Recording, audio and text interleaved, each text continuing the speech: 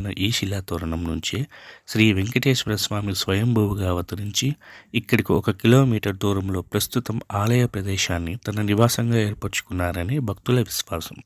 స్వామివారు తన సుదర్శన చక్రంతో ఆ రాక్షసుని వధించారని స్థల పురాణం. ఇక్కడి నుంచి అయితే మనం గుడి దగ్గరికి వెళ్ళడానికి దారి మార్గం చాలా సన్నగానే ఉంది.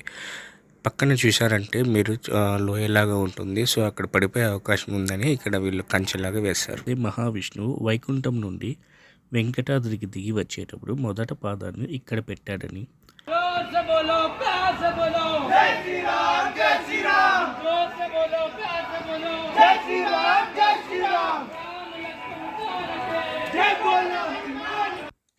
ఓం నమో వెంకటేశాయ. హలో అండి, ఎలా ఉన్నారు? ఆ భగవంతుని ఆశీస్సులు మీ అందరిపై ఉండాలని కోరుకుంటున్నాను. ఈరోజు మీకు తిరుమలలో ఉండే ప్రదేశాల్లో 3 చూపించబోతున్నాను. అందులో మొదటిది శిలాతోరణం, రెండవది చక్రతీర్థం, మూడవది శ్రీ వెంకటేశ్వర స్వామి తిరుమలలో వేసిన మొదటి అడుగు. దాన్ని శ్రీవారి పాదం అంటారు. ఇక ఈ శిలాతోరణం గురించి మాట్లాడితే దీన్నే ఇంగ్లీష్లో రాక్ గార్డెన్ అని కూడా అంటారు. ఇలాంటివి ప్రపంచంలో మరో 2 ప్రదేశాల్లో అమెరికా, ఇంగ్లాండ్లో ఉన్నాయి. ఈ తోరణం 150 కోట్ల సంవత్సరాలవని భూగర్భ శాస్త్రజ్ఞుల అంచనా. ప్రకృతి వైపరీత్యాలు ఇంతకాలం ఎదురొడ్డి ఇది నిలవగలిగింది. 25 అడుగుల పొడవు, 10 అడుగుల ఎత్తు ఉన్న ఈ శిలాతోరణం నుంచే శ్రీ వెంకటేశ్వర స్వామి స్వయంభువుగా అవతరించి ఇక్కడికి 1 కిలోమీటర్ దూరంలో ప్రస్తుతం ఆలయ ప్రదేశాన్ని తన నివాసంగా ఏర్పరచుకున్నారని భక్తుల విశ్వాసం. ఈ శిలాతోరణంలోని శిలలు 250 కోట్ల సంవత్సరాల పురాతనమైనవని భౌగోళిక శాస్త్రవేత్తల అంచనా. ఈ శిలాతోరణం చుట్టూ ఉన్న రాళ్ళు అన్నీ అతి పురాతనమైనవి. ఇక్కడ చూసినట్లయితే మీరు వెహికల్స్ అన్ని పార్కింగ్ చేసి ఉంచారు. ఇక్కడ నుంచి ఇటువైపుగా లోపలికి మనం రావాల్సి ఉంటుంది.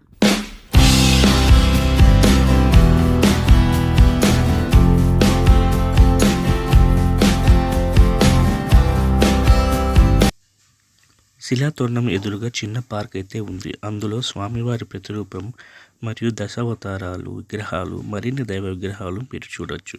మరైతే చూద్దాం రండి.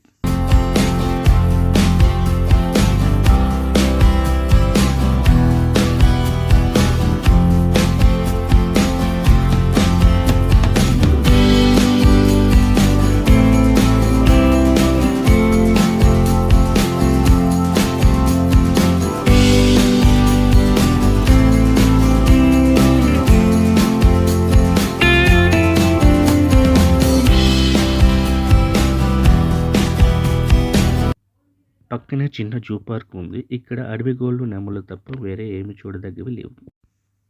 ఇక రెండవది చక్రతీర్థం. ఈ స్థల పురాణం చెబుతాను వినండి. పూర్వం పద్మనాభ అనే భక్తుడు రాక్షసుని బారి నుంచి ప్రజల్ని కాపాడాలని శ్రీ వెంకటేశ్వర స్వామివారిని ఈ ప్రదేశంలో 12 సంవత్సరాలు తపస్సు చేయగా స్వామివారు తన సుదర్శన చక్రంతో ఆ రాక్షసుని వధించారని స్థల పురాణం. అందుకే ఇక్కడ స్వామి సుదర్శన చక్రంలో దర్శనం ఇస్తారు. అది కూడా మీకు చూపిస్తాను.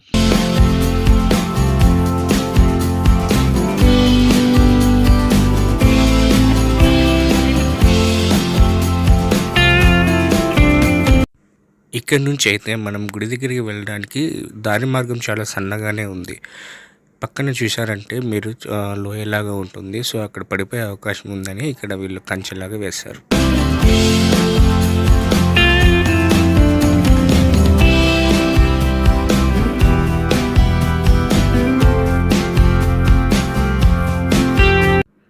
చూస్తున్నారు కదా, పక్కన అంతా కొద్దిగా లోయలాగా ఉంది. స్లిప్ అయ్యా ఉంటే కింద ఉంటాం.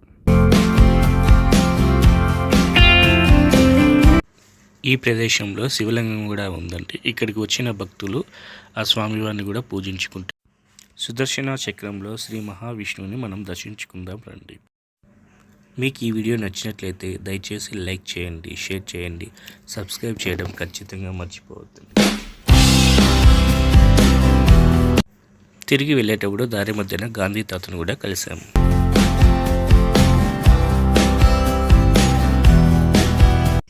ఇక చివరిగా మీకు చూపిస్తాను అన్న ప్రదేశం శ్రీవారి పాదాలు. ఇవన్నీ తిరుమల మెయిన్ గుడి కన్నా చాలా ఎత్తులో ఉన్నాయి.